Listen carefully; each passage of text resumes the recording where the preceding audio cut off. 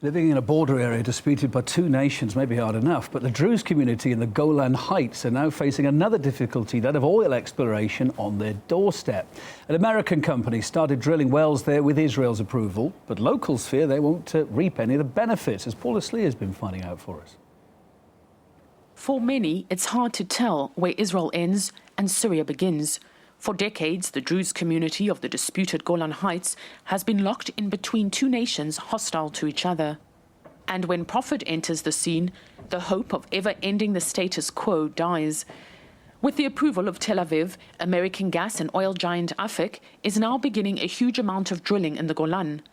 For Sami Ayob, a Druze who lives in the area, this adds insult to injury. One thing we know in the Golan Heights is that Syrian and international law prohibits the occupation from exploiting natural resources.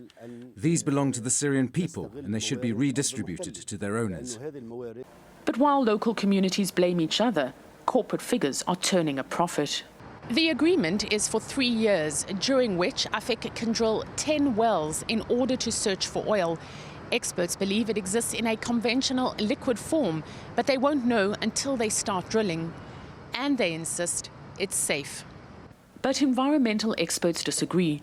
900 oppositions to the project have been filed by locals, Jewish and Druze alike. Their biggest concern is that even if only a small amount of oil seeps into the underground water network, it could eventually reach the Sea of Galilee and make Israel's largest freshwater reservoir undrinkable.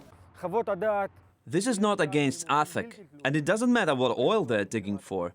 Any oil digging will destroy the whole Golan area, its environment, and it will endanger the people.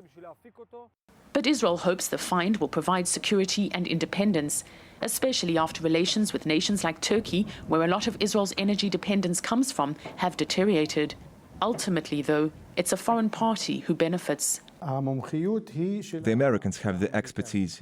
Even when an Israeli company gets the permits, like in this case, the people who are doing the drilling are those with expertise, foreigners. In Israel, because this is so rare and the chance is so slim, we don't have too many investors and we lack the expertise. But it's still early days. There may not even be oil underground. The benefits, however, will be far removed from the people who may or may not be living on top of it. Paula Slier, RT, Northern Israel.